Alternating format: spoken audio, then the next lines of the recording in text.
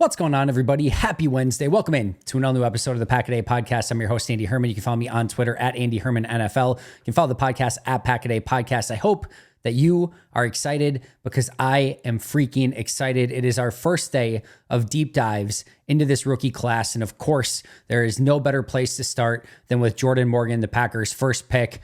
This is day one of deep dives. Going forward, we'll go day by day by day until we get through the entirety of the Packers draft class.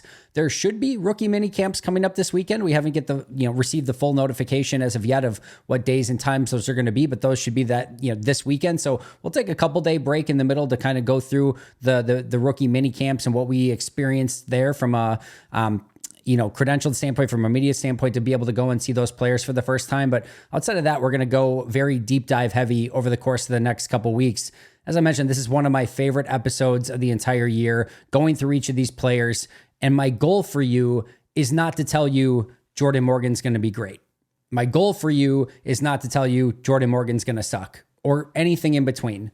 My goal is that I've watched a crap ton of Jordan Morgan tape now, going back all the way to his original freshman season where he got a really fun matchup with Kayvon Thibodeau for a couple snaps, to his true freshman season. Yeah, with the COVID year missed in, you've got a lot of plays, a lot of snaps, 5 seasons worth of football from Jordan Morgan at the University of Arizona. Looked like a baby at age 18 in his first snaps against Thibodeau, and then all the way through this past year where you see him really add some size and some bulk and really kind of thickened out over the course of his time at Arizona.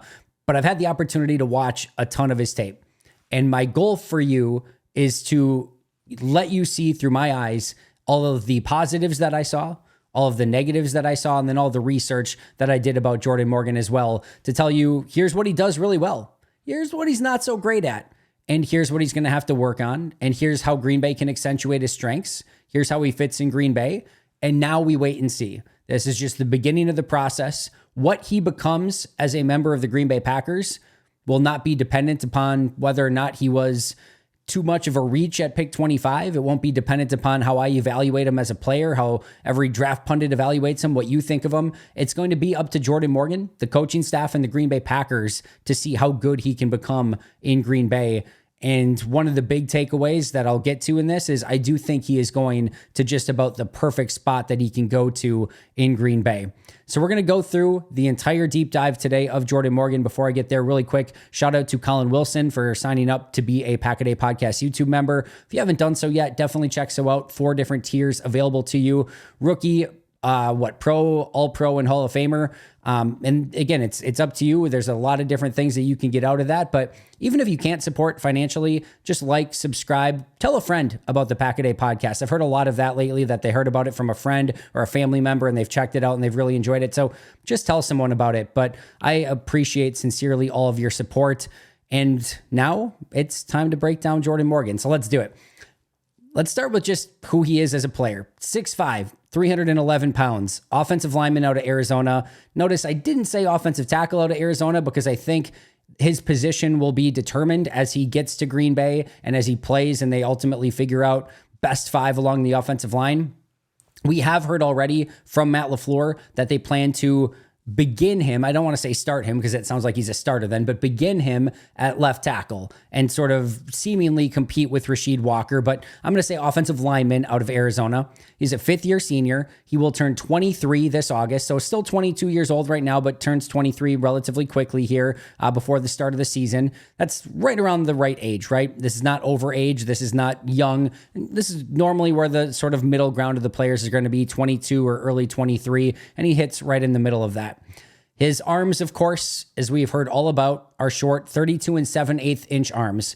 And I've heard a lot of people say a couple things. One, that the arm length isn't going to be super detrimental to him. And we've seen a lot of players with short arms in Green Bay have success. I think that second part is legitimately true. Brian Bulaga, shorter arms. Zach Tom, I believe, shorter arms. There have been players in Green Bay that have had short arms. So this is not something that is totally new to the Packers. And they've had success drafting guys like this before. I've heard other people say as well, it's just barely missing 32 7/8 inch. We're talking about an eighth of an inch of a difference between that threshold or that cutoff where they're usually out of 33 inch arms. And to some extent, that's true.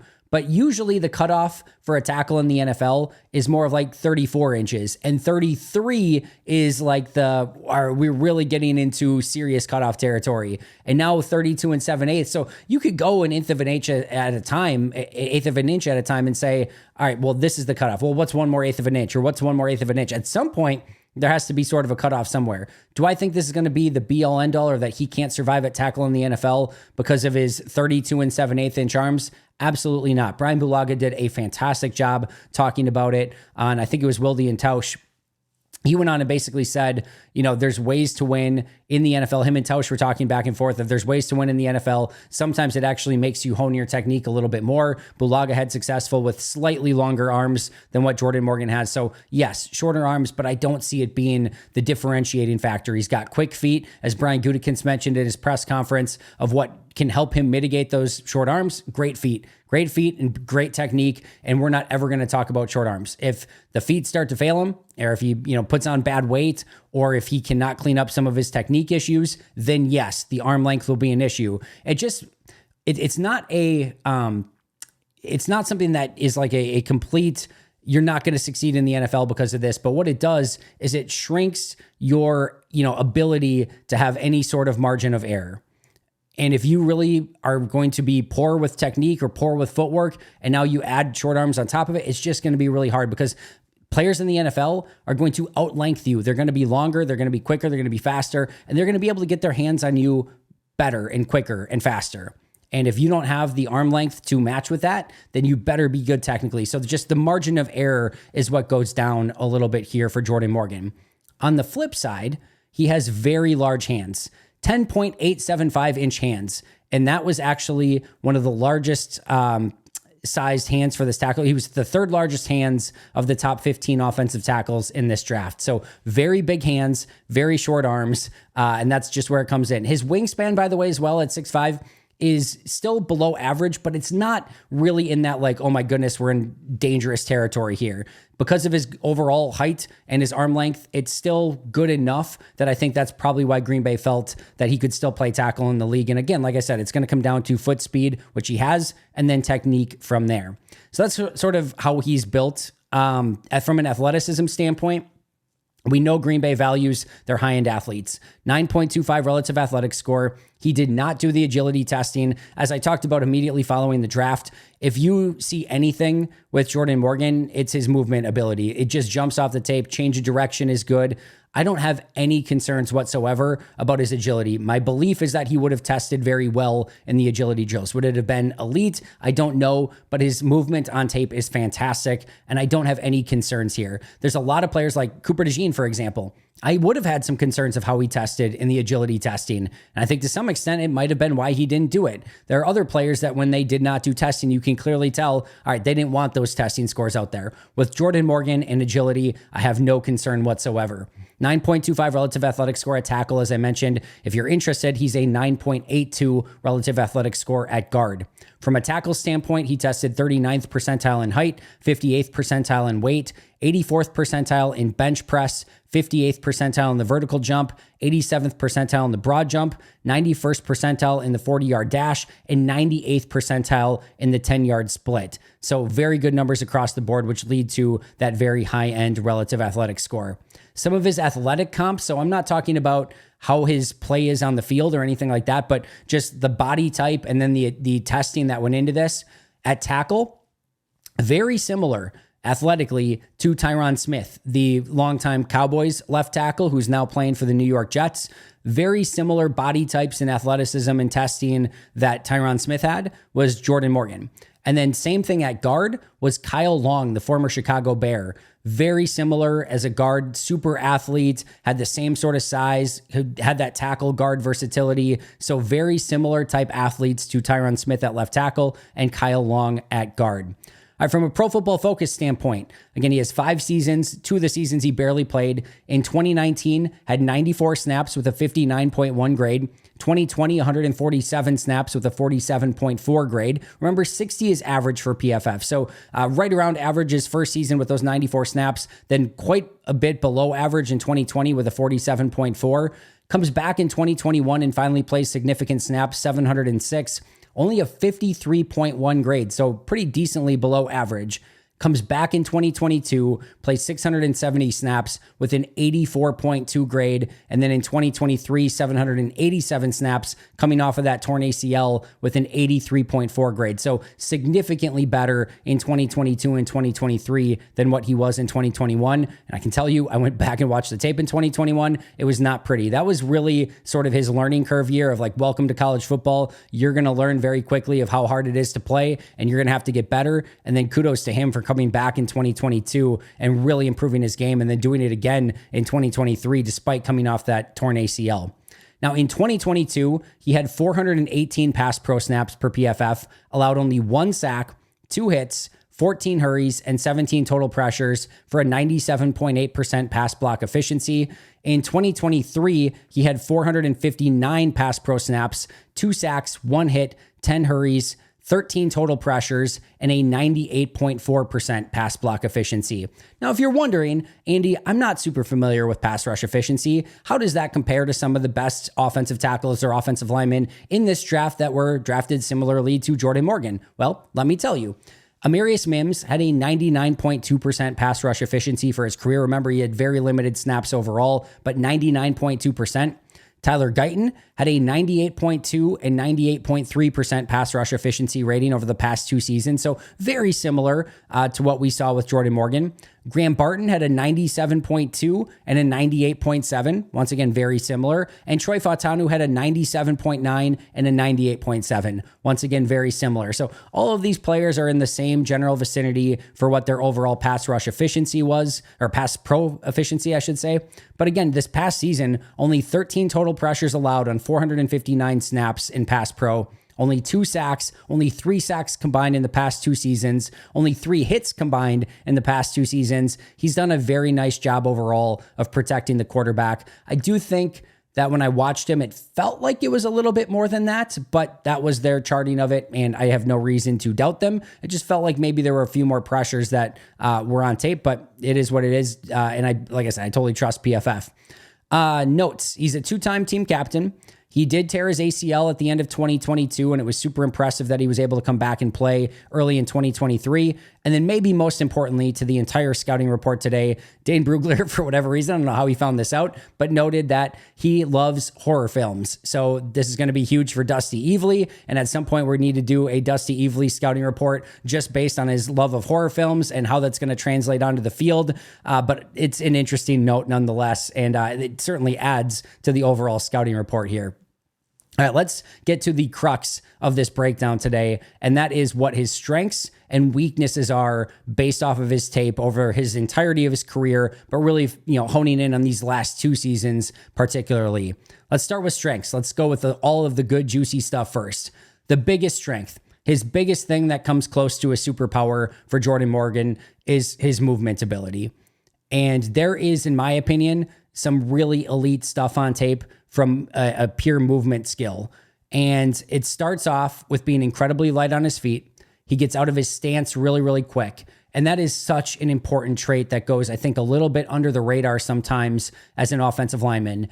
You watch from the sideline view, and what you want to see is who gets out of their stance first, because you are just at such an advantage. If you can get out of your stance before the opponent can get out of their stance and start getting either into your rhythm or start attacking, if you're run blocking, whatever you're being asked to do, it just gives you that momentary advantage where you're getting set and you're being able to focus on them before they're getting set and can focus on you. And that first point of attack, whoever gets hands on first, is so important when it comes to pass rushing and pass protecting. And Morgan's ability to get out of his stance is really great. And it's, like I said, one of the things that come close to a superpower for him. Like I said, he's incredibly light on his feet, has impressive change of direction ability. And here's the big thing. When I say that he has good movement skills, it's one thing. It's great if he can get from point A to point B. That 40-yard dash, that 10-yard dash, that's great. You want to see that. It doesn't necessarily mean anything if you're not combining it with how you're blocking when you're moving. But here's the thing. Let's start with a pin pull play, one of Green Bay's staple rushing plays through the course of last season. They ran it a bunch. They have a lot of success with it. He is, in my opinion, close to being a master at this play. He comes out in space and his movement is ridiculous. He looks like he's just skating on ice out there. It's beautiful. It's gorgeous. And he's getting out there and he's attacking corners in space. And now imagine you've got this 320-pound, 6'5" offensive lineman that's running at you with pace. And he has the change of direction ability where if you try to like kind of juke him or get around him, he's just, no, screw that. I'm going to block you into oblivion anyway. Like that is really fun to watch. If I could do anything to like show you like what is the sexiest aspect of his game, you just get him out pulling in space and it is a joy to watch. There's a lot of stuff on this tape that leaves you wanting a lot more and desiring, somebody that's maybe a little bit more technically proficient. But you could cut up pulling plays of him all day and I could watch those suckers all freaking day. That's how fun he is in space. But it's not just pin pulls, it is screen plays too. I noted somebody got mad at me for saying that he was a weapon in space. He's not a weapon. I'm not comparing him to Barry Sanders here, guys, but what he can do from a screen standpoint by so those wide receiver screens that you get out and you get the offensive lineman out in space, he can get out there in space in a hurry. And you just sort of think of the way that Matt LaFleur thinks and he draws up plays, and having one of your tackles that can get out there to block those players in a flash. That is going to be something that I promise you, if he's at tackle, Matt LaFleur will use at his disposal and utilize all of those beautiful movement skills to get out there and help the Jaden Reeds and the Dontavian Wickses and the Bo Meltons and the Christian Watsons as they're trying to get those screens set up. You've got a guy that's flying and taking out people. That's going to be something that's super advantageous. And then it's also getting to the second level. All right. Multiple plays on tape where he's initiating that first block, that combo block, and then getting to the second level and just sealing a guy off. Or if he's just responsible for that second level block, getting there in a hurry, getting there before the linebacker can get over, sealing and letting the running back have that huge alley, to his backside. Just anything that you're doing that's asking him to move, he's going to do it extremely well. Whether, again, it's a pull play from the inside, a pin pull, a screen pass, a second level block, a combo block that leads to the second level, anything that can get him moving and in space, that's where he seems to feel comfortable. And that seems to really be what the biggest strength for Jordan Morgan is. So if you want to get him going from, day one, get him on the move, get him some screen passes, get him some toss plays, whatever you can do. And that's really what's probably going to be the biggest comfort for him as he starts off in the NFL. His next biggest strength is that he fits that Packer mentality. And that was one of the things that Brian Gutekunst mentioned in his press conference right away. This is a Packer person through and through. As we mentioned, two-time team captain. He is considered to be somebody that lives in the weight room, that is, that almost like motivates the players around him in the weight room, and that is just a great person through and through. One of the very first things that Goody said was, you guys are going to love when you meet this kid. From all angles, from the scouting reports ahead of time, from the scouting reports that Bob McGinn was able to get, from what Goody said in the press conference, it sounds like this kid is just exactly the type of player that you want in your locker room. And we've been talking about this a little bit over the past 3 days with all the players that the Packers got that are team captains. It doesn't necessarily matter. You could be the literal nicest person in the world. It doesn't necessarily mean that you're going to be able to go out and block Khalil Mack and some of the best pass rushers in the NFL, right? So it's great that you're nice. You still need to go out and, punch the guy across from you in the face and, be able to, beat him in an NFL situation. That's not necessarily going to happen just by being the nicest guy. But what it does mean is, I do believe that this is a very special locker room that this Packers team has right now. It adds to that. It certainly does not detract from that. But most importantly, it makes it more likely that you are going to hit the ceiling that you have. And with a player like Jordan Morgan that has a significantly high ceiling, but has work to do to get to that ceiling, you want to add that with the person that you know is going to work extremely hard to get from point A to point B, to get to that ceiling, to reach it. And he may never, ever fully reach it, but at least it's going to be high. And it's at least less likely that he's going to be at the floor of his capabilities, that he's going to keep growing. And we saw that all throughout college. He got better every single year that he was in college. And you could see it on tape. It was really fun to go through this. I started with his, true freshman year, and then his, I think his second freshman year, sophomore, junior, and senior year, just one after the other. And the growth that you saw and leading up until his final season was just kind of really fun to watch. It's like Interstellar, where he sees everything like grow up right before his eyes and like everything that happened. And obviously it's one of the most emotional scenes in the movie. Like, this is not the spoilers, by the way. This is something with like Jordan Morgan. As you watch it from his true freshman year to his final season in college, you see him sort of grow right before your eyes and really become a better player. So that was one of the more fun aspects of going through this process with Jordan Morgan. Next up, he has true left tackle ability. And I know some people really wanted a Graham Barton, and I think Barton was taken one pick after by Tampa Bay. The big thing here, when Green Bay announced the selection of Jordan Morgan, tackle. When Graham Barton was announced as a member of the Tampa Bay Buccaneers, center. You are going to pay a bit more of a premium when you're selecting a player who you think can be a true left tackle, a true starting left tackle in the NFL. As Bill Belichick so perfectly surmised when he said that he really liked this pick for Green Bay, he said, these guys do not grow on trees. And he is 100% right. It is really hard to find good tackles in the NFL. And we have to sort of adjust our curve a little bit, because sometimes, even if he doesn't end up great, if Jordan Morgan ends up being a good, solid NFL tackle that you don't have to necessarily help on and is going to be somebody that you don't have to really necessarily worry about. He may not ever be great. He may not ever be a Pro Bowler or a Hall of Famer or an All-Pro, but he's just a good, solid left tackle. You can live with that, and that's going to be a really good number 25 overall pick. Maybe there was somebody there that ends up being an All-Pro or a Hall of Famer. I guarantee somebody from pick 26 to the end of the draft is probably going to be, right? But if you get a good left tackle, that is a really good pick at 25. And it's because those players are so hard to find. Even a good, solid tackle in the NFL is very difficult to find. And it's great that Green Bay has a Rasheed Walker that's there already. They've got a Zach Tom on the other side. Elton Jenkins can probably kick out in a pinch. You've got some developmental players in Luke Tenuta and Caleb Jones. It's great that you have that. You can never have enough, and finding somebody that has the ability to be a starting left tackle is huge. Now it's up to Morgan to see how good of a left tackle he can become, and if he can stay at left tackle, or if he does ultimately have to move inside. But I do believe he can play left tackle. Bill Belichick believes he can play left tackle. The Packers believe he can play left tackle, and he's going to begin his career at left tackle. And that ability is always going to push you up the draft board, and that ability is huge to have because, like I said, those players are very, very difficult to find. And he was asked to be the left tackle in college. And what I mean by that is not just the consistent left tackle through the entirety of his career, but they left him on an island. I talked about this when I went over my breakdown of Kool-Aid McKinstry. When I first watched the tape of Kool-Aid McKinstry, I'm like, man, he kind of gets beat a decent amount for a potential first or early second round corner. I'm not sure how I feel about this. And then I circled back and I watched him towards the end of the process again and just kind of wanted to go back. And then you always want to ask the whys. Why was this happening? And you quickly realize it's because, Alabama's putting Kool-Aid McKinstry on an island every single play in man-to-man coverage, a lot of press man-to-man coverage against some of the best wide receivers in the SEC. Yeah, you're going to get beat sometimes. You're not going to have a perfect batting average when you are going against that. And he was left on an island. He was asked to do a lot. They trusted him with a lot. And with that is going to become some learning moments and some hiccups along the way. It's part of the job description. I would just put it that way. It's part of the job description that you're on an island and you're just going to get beat sometimes. And sort of the same was with Jordan Morgan.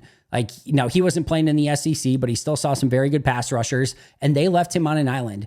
It was extremely rare that you ever saw him get help at left tackle. And part of that is going to be like, hey, we're leaving you on an island. We're trusting you. You're going to get beat sometime. That's okay. But more often than not, you're going to get the job done, and we trust you out there. And that's a noteworthy takeaway from this as well. I do believe that he fits perfectly, and I mean perfectly, in Green Bay's zone blocking scheme. He is a zone blocking tackle/guard all day, every day. This is what he was meant to do. I don't think he was meant to be in a mauling, physical power offense. I think he can do a little bit of it, which Green Bay does a little bit of it. I think that mix is actually perfect as well, but he was meant for this. He was meant for Matt LaFleur's offense, and this is a very good fit schematically for the Packers and for Jordan Morgan. I actually thought that he was a much better run blocker than I initially gave him credit for. And a lot of it was the stuff I mentioned earlier, the ability to move, get to the second level, the pulling ability on the pin pulls, the toss plays, all of that I thought he was much better at. But even just in general, I thought he did a much better job than I initially gave him credit for in run blocking. I think he can be a good run blocker right away, especially in his own blocking scheme. I don't necessarily think that you found a player who's going to be mauling people into the end zone or throwing guys to the ground with pancakes or things like that. But this is a very Packers type offensive lineman where they're going to hit their spots, they're going to seal you, they're going to wall you off, they're going to anchor, and you're hoping to create those creases for the running back. And that's what Jordan Morgan can do. And I think he actually does it pretty darn well. And like I said, better than I initially gave him credit for in my first tape review.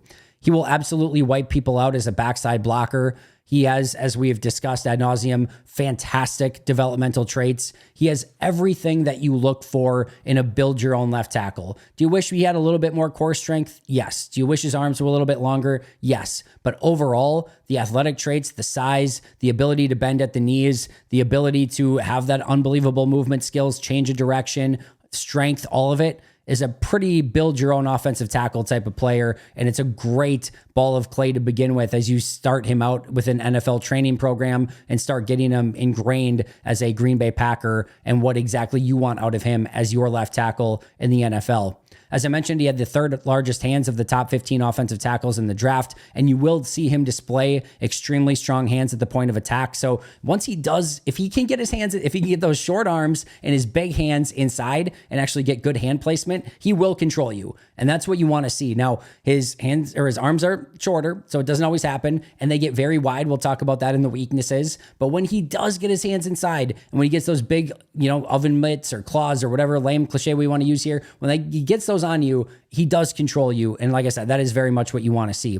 He's a natural knee bender, rarely, if ever, bends at the waist. You do not see him bending over. And that's like one of the traits that is so hard to take out of a player and sort of unlearn. If you see a waist bender, you're just going to probably struggle forever to try to get them to not do it. But he doesn't. He really bends at the knees, which is something that is really hard to train, but you can tell he spent a lot of time mastering that. And it just it seems to come naturally to him as well, which is a huge plus. He came back really quick from the torn ACL. And I love the fact, I don't love the fact, I wish he didn't have to come back from the torn ACL, but the fact that he did have to fight through adversity and the fact that he made it through and got back as quick as he did. And I can't tell you, the single most impressive aspect of Jordan Morgan is the fact that he had a late season injury in 2022, the ACL injury, and first snaps of 2023. Not only is he back, there was no signs of any sort of lost movement skills or anything. We're talking some real Wolverine stuff here where he just healed and got better. And you're like, are we sure? Was this an Enigbari situation where he didn't actually tear the ACL? Because that's how good he looked. And to fight back through that and work insanely hard as he did to get back ready to play his final season from day one and look as good as he did from day one, super, super impressive stuff from Jordan Morgan. As I mentioned, he got better every single season. The growth from that 2019 tape till 2023 was massively impressive. And then, of course, we didn't even say the V word yet, which is versatility. Now, the interesting thing about Jordan Morgan's versatility is he's never had any actual versatility in college. He's played left tackle his entire career. There's a couple snaps where you'll see him where they put him out at right tackle on a running play to sort of get an advantage, but he's been a left tackle his entire career.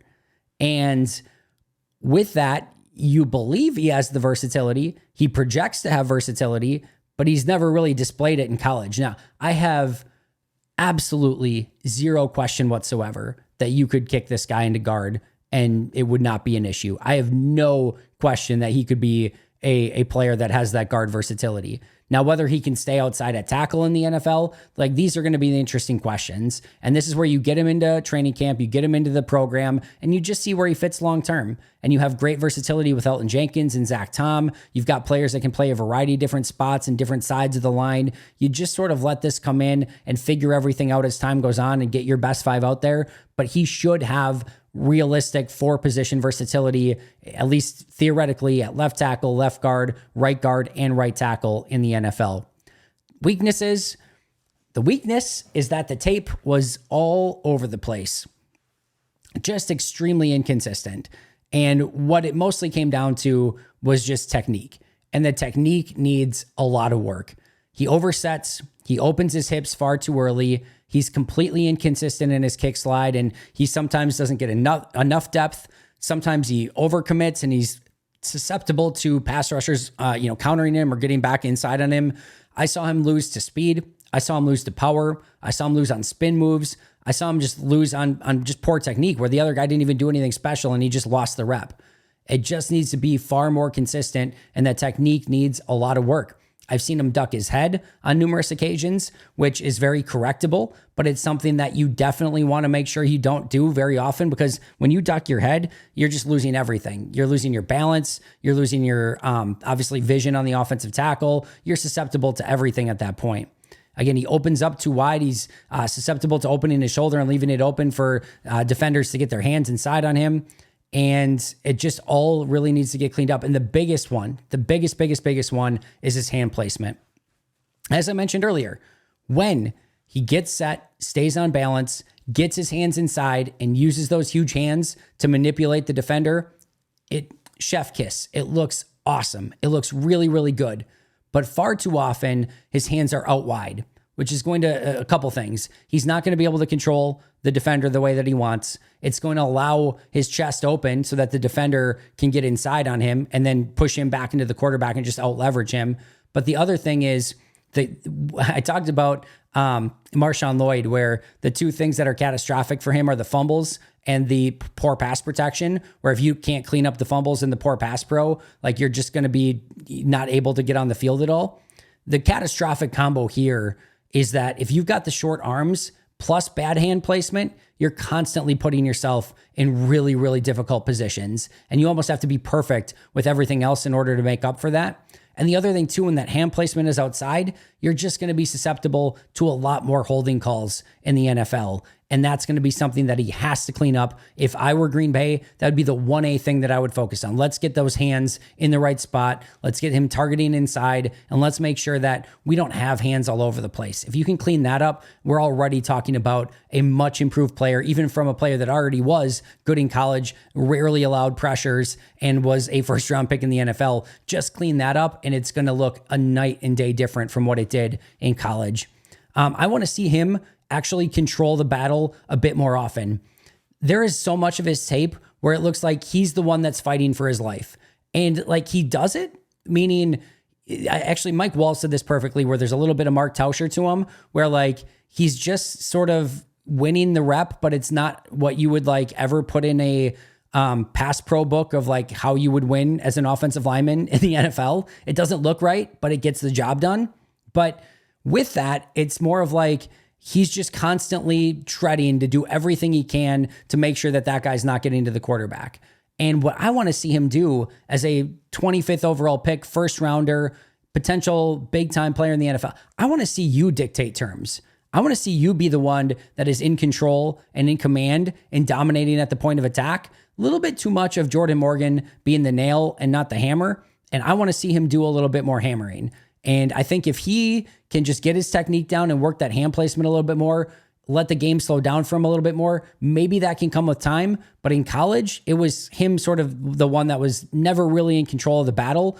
He would win it a lot because he has all of those natural traits, but I just want to see him be the one that's like, you know, I'm going to beat you. You're not going to beat me. And I'm just going to be here and you're not going to be able to do it. Like David Bakhtiari, obviously nobody's like Bakhtiari. He's one of the elite of all time. But when Bakhtiari gets into his set, it's just game over. Like he was bored out there because there was nothing anyone could show him that he didn't know how to do perfectly.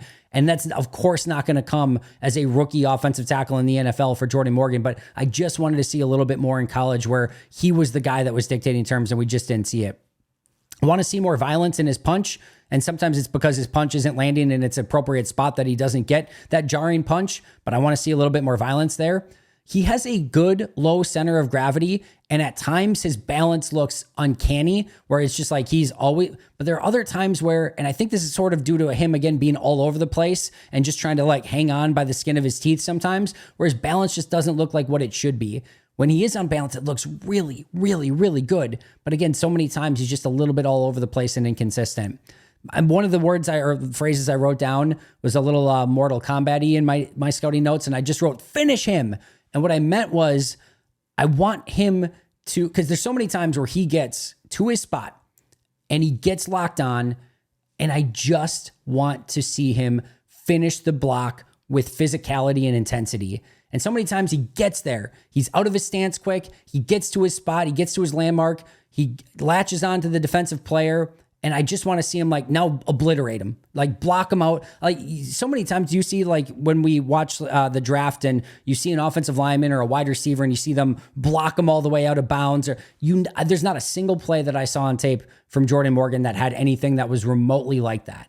And I just want to see him play with that aggression through the whistle, not anything after the whistle. We don't need any 15-yard penalties here, but just you've got him, finish him and keep blocking him through. And that's the big thing. All right, next, I want to see him a little bit more calm, balanced, and zen in pass pro. And that's kind of what I said of like controlling the play a little bit more. That's kind of what I want to see out of him. So it's a little bit of a difference here, because when he gets latched on the second level, specifically in run blocking, that's where I want him to finish the play. In pass pro, instead of being, and this kind of goes again back to him being in control of the play rather than the one that's being the nail and not the hammer, I just want him to have that calm and that focus. And this kind of goes back to him fighting for his life and doing everything. It's just like everything's sort of moving sometimes. And I just want that game to slow down for him and him to kind of let the game and the pass rusher come to him and know that he has great feet. He's 6'5", 320. He's got everything that he needs to succeed. Yes, the player's going to come to him. And yes, that player's going to throw a variety of different moves at him, but just have that calm, that balance, that zen, to not overstrike, to not overextend himself, to not try to lunge when he doesn't need to or lower his head. This all comes with time.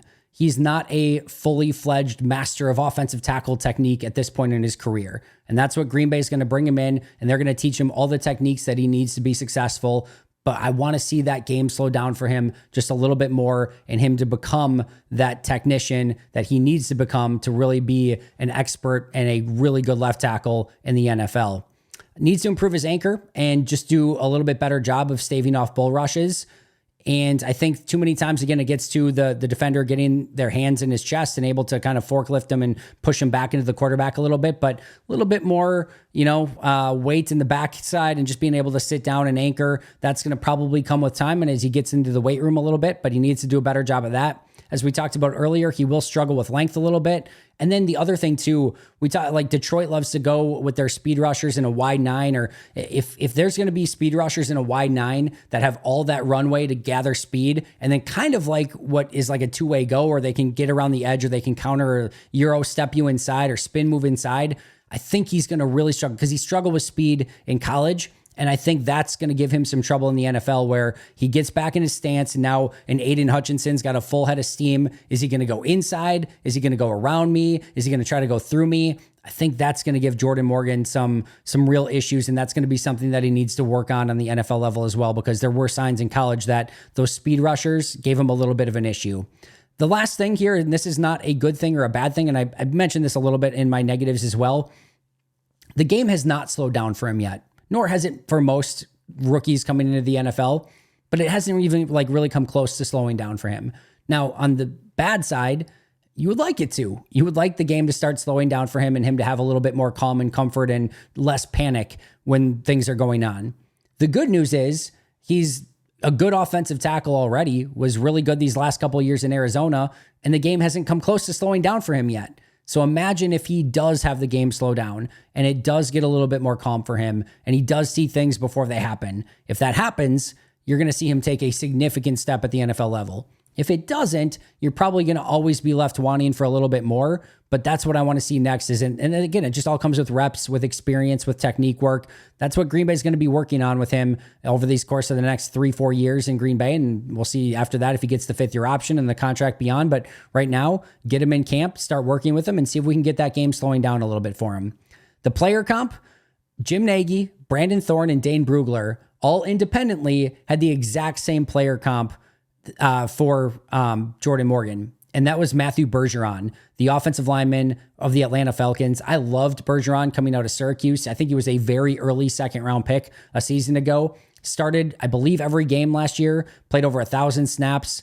They did actually play Bergeron at left guard in Atlanta. I don't think they ever really had any intention of playing him at tackle. I think he was going to be a guard through and through. It's going to be a little bit different with Jordan Morgan, likely coming in to play tackle to begin with, but that was an interesting comp that, again, 3 super smart people that scout this game very, very well, all put on him was Matthew Bergeron. Mine was Kyle Long. And I mentioned the comp earlier from an athletic standpoint, but I actually think the football Kyle Long, like how he plays football, is actually really relevant here too. If you remember Kyle Long, he was an athletic freak. He didn't really know the technique stuff. He had to work on all of it as he came over and started with the Chicago Bears. They put him at guard for a while. He succeeded at guard. They eventually kicked him out to tackle and let him play tackle for a while. I think that this could sort of be a very similar career arc for Jordan Morgan that we saw with Kyle Long. And whether he starts at tackle and goes to guard or starts at guard and goes to tackle, I think you could see him play guard and tackle in the NFL, has all that raw natural ability. You want to see him be a little bit better as a technician, maybe never quite gets to the ceiling that you would like him to, but can be a very good offensive lineman in the NFL for however long Kyle Long did it in Chicago. I think injury issues and some other things kind of knocked him out of the league in the end, but I could see a very similar type of career for Jordan Morgan that we saw with Kyle Long in Chicago. So what can Jordan Morgan bring to Green Bay in 2024? Well, I think he's going to be immediate competition for Rasheed Walker. If things go well, he's probably just your starting left tackle with a bunch of upside at that left tackle position. If things go okay, maybe Rasheed Walker wins that left tackle spot, and maybe they look to see if he can compete with Sean Ryan at right guard and see if he can win that battle. If things don't go great and he's just not ready to play, I think you'll probably see him as the first offensive lineman up off the bench, with Walker starting at left tackle, Jenkins, Myers, Ryan, and Tom from left to right, with, again, Sean Ryan be the first guy up if any of those guys go down. I do think Green Bay is going to need him in 2024, and I think they're going to need him to play at a starting caliber level. I'm not saying it needs to be perfect from day one, but they need the depth from him. And ideally, he just starts and plays well right away, but they're going to need him in 2024. And if he can't, if all of a sudden the game is too much for him in his rookie season, that is really going to hurt the Packers' depth. But I do think he comes in and provides some solid depth at worst, and potentially that starting caliber player either at left tackle or right guard from probably the opening week. Physically, he has all the tools, and now it's just time for him to master his craft, and that's what his rookie season will be about, is getting into Green Bay, working on his technique, getting that hand placement down, working on his kick slide, and just making sure he becomes that well-rounded offensive lineman in Green Bay. My final thoughts, I'll leave you with this. When I first watched Jordan Morgan, wasn't a huge fan of the tape. I put a early to mid second round grade on him. Doesn't matter. Like I said, it's whatever I thought of him is not going to affect how Jordan Morgan plays in the NFL in any capacity. Has really zero bearing on anything. Wasn't a huge fan, and I thought like early second to mid second was about the right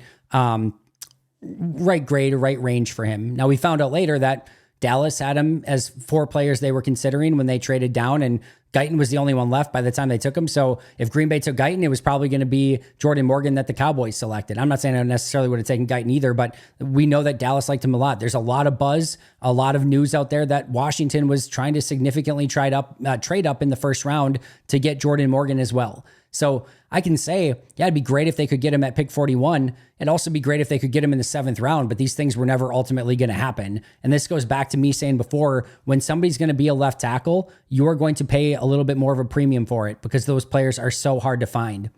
When you guys may remember, some of you may, a handful of years back when Rashawn Gary got drafted, one of my more famous moments is I was on GSET TV's channel at the time, and I was very, very disappointed with the pick. And a couple things. One is, and I've talked about this before, I wanted a little bit more at pick 12, meaning production in college, and he had the shoulder injury and he didn't know if he was going to miss games, and it felt like it was, potentially going to be a big issue. In hindsight, the shoulder issue did not end up being a big issue. He's able to fix it the next offseason. And then I went back and I watched the tape immediately after I went on my thing of like, this is really disappointing at pick 12.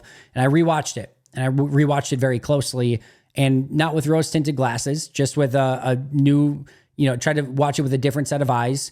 And I realized quickly that I had some of that evaluation wrong. And I wrote about it. He wrote a huge article in She Said TV a couple days later and just said, I got it wrong. I was wrong. The tape was a lot better than I thought it was. There were reasons to explain the lack of production, a lot of double teams, even triple teams on Rashawn. I just was wrong in my evaluation.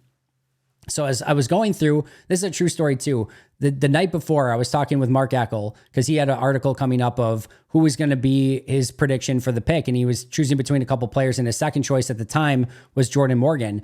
And he asked me, and he's like, who is your choice? And I'm like, I have to go through some things tonight, but I'm leaning towards Jordan Morgan's going to be my prediction at pick 25 for Green Bay. So I go back and I watch all the tape, and I'm watching Guyton and I'm watching Jordan Morgan again. I'm watching all these guys that are theoretical picks at 25. And I watch the tape again and I'm like, I just don't think his tape is good enough. I don't think they're going to take him at 25 just because it just doesn't look good enough to be at 25. And I watched it again. And of course it ends up being Jordan Morgan. So my hope going into this was I want to watch the tape again. And I hope upon all hope that I got it wrong again. I hope like Rashawn Gary, I got it wrong again. And I'm going through the tape and I watch his early tape. I watch his 2021 tape, which is really not great. 2022 is a little bit better. I'm going through 2023 again. I'm still seeing some of the same mistakes and I'm still not feeling great about it. And then I get to the UCLA film. It was actually the last full game that I watched, every single snap of that game, of the UCLA tape. And I watched that game. Actually, one of the things that I had in my notes prior to that game was, can he please just play one great game? Because I didn't feel like there was ever the games, even against some of the Northern Arizonas of the world and some of these where every play, he had a really good game against North Dakota State, a really good game against North Dakota State. But I was really just wanting him to put together a really great game against one big-time opponent. And he has a game against UCLA, and the UCLA film, I posted it on Twitter if you want to see it. It is phenomenal. It is phenomenal. That one game, if you want proof of concept of what Jordan Morgan can become, it is the UCLA tape. It is gorgeous. He takes out Leitu in a couple plays. He's going up against Gabe Murphy on a few plays and does a really nice job against him. He's great in the run game. He's phenomenal in pass pro. It looks fantastic. Still technique things that need to get cleaned up, but that was the proof of concept. I wholeheartedly believe that tape against UCLA is enough to like put him into that first round conversation. I think that tape got him in the first round conversation. That's how good it was. Now, all the other stuff, still some flaws, still some issues, but this is one of his last games in college. This was proof of concept. This was to say, all right, he went up against big time competition. He had a phenomenal game. You can see it all. You can see the vision just in that game alone. So that's where I'm at. Everything that he needs to clean up, everything that we talked about today and all the negative things, except for the arm length, which is not an issue if he gets the other stuff cleaned up, but everything else is a fixable thing. There's nothing that will hold him back from being successful in the NFL. It is just how quickly he can get that technique stuff down. And that's what you're looking for. Somebody that showed proof of concept with a beautiful game against UCLA. Somebody that has every single trait that you can't teach, that you can't coach. Somebody that looks like a prototypical left tackle in the NFL, that Bill Belichick said he's a left tackle all day. No question about it. He's going to be a really good player. That's what you're looking for. And now you clean up the issues, you fix it, you make him a professional, and hopefully he gets to that point where, like I always like to say, you can set it and forget it, not have to worry about him on that left side, and he just becomes a long-term and big time left tackle for Green Bay into the foreseeable future. If left tackle does not work out, he still has serious potential as a guard in the NFL. I love, again, the fact that he got better year over year over year over year. There's never been a dip. Even coming back from a torn ACL, there was not a dip. He continued to get better every single year, and hopefully continue that in the NFL as well and take another step in his progression in 2024 as a rookie in the NFL. Love the fact that he was able to come back so quickly and so impressively from the torn ACL, went through adversity and came out better on the other side of it. Love that he's a Packers type player, great locker room guy. That's going to only add to what they already have in that locker room. Overall, yes, the tape leaves you wanting more, and I wanted to see him dominate a little bit more. I thought even against, lesser competition, wasn't necessarily that dominant player, but he is going to a really, really, really good spot in Green Bay. And one of the things that I had in my pre-draft notes is fit will matter for him. Fit is going to matter for Jordan Morgan. And Green Bay is about as perfect of a fit as you could get for him. Perfect scheme, perfect type of player that they have developed on numerous occasions in the past. And you do get somebody that, if he does have a little bit of a learning curve, if he's not ready to go from day one, maybe he needs a half a season to really get ready and really acclimated into the NFL. Guess what? Green Bay, assuming no injuries, has a starting five right now that they know they can be successful with. So if he needs a little bit of time, they're going to need him at some point because those injuries are going to hit, but Green Bay can give it to him as well. I think this is a perfect fit, and I think that mattered a ton for Jordan Morgan, and I think he went to the perfect place. I have some concerns, but I can see the vision. Yes, pick 41 would have been cool, but it wasn't going to happen. Pick 25, fine. I get it. I understand it. And you're, like I said, you're going to pay a premium for a left tackle in the NFL. That's what they did. And now I think they just have to develop all the traits that are there for him to be successful and worthy of that top 25 pick. I cannot wait to see him up and close at rookie minicamp this upcoming weekend. And here's the last thing I'll say. This pick overall at pick 25, say what you will, maybe the tape leaves a little bit to be desired. It is a good, understandable meat and potatoes, fruit and vegetables type of pick for Green Bay. Something that maybe isn't the sexiest thing in the world. Maybe would have liked a more, well-rounded, ready-to-go player from day one. But these are the type of players that if you want to keep Jordan Love upright through the course of his career, you've got to take. You've got to find ways to take him, and you've got to find ways to develop him. And hopefully he hits his upside and he becomes a decade-long left tackle in Green Bay. Even if he hits somewhere in the middle, you're going to get a good, average, solid tackle or guard, and there's still so much value in that, even at pick 25. And even if you miss, even if he just does not hit, he's still probably going to be, his floor is probably a 5 to 8 year rotational depth guard tackle in the NFL. Freaking Andre Dillard, who the Packers just signed, is flailed out of the NFL through 2 different teams already. In Green Bay, he's still getting a shot in year 6 as a potential swing tackle for the Packers. Like, even if it doesn't work out, he's looking at a long career in the NFL. There's too much to work with for him to completely fail. And like I said, even if he's solid to good, you're getting a good, solid offensive lineman, which in any way you look at it are really hard to find in the NFL right now. And the upside is tremendous. Like I said, finish this. I cannot wait to see him at rookie minicamp, and I cannot wait to see what he becomes. I can see the vision, and I'm excited for Jordan Morgan as a member of the Green Bay Packers. All right, that is going to do it for me today. Love these deep dives. Hope you guys enjoy them as well. A lot to go over. I know this is a hefty meat and potatoes episode about Jordan Morgan, but this is everything that you need to know. And we'll do it again tomorrow as we look at Edgerrin Cooper. Can't wait to get to it. Shout out to our Hall of Fame and All-Pro members, Most Hated Minnesotan, PJ Wynn, John Wild, Shea Bardad, Brandon Paletta, Jennifer Wright, Boom Handle, Donald Lee, Lori Lord, Baby QB, David McCluskey, Donald Decker, Bremen, David Prendergast, Dan Miller, Alex Wong, Arnaldo Espinoza, and Michael Schipper. I'll see you guys soon, but until next time, and as always, go Pack Go.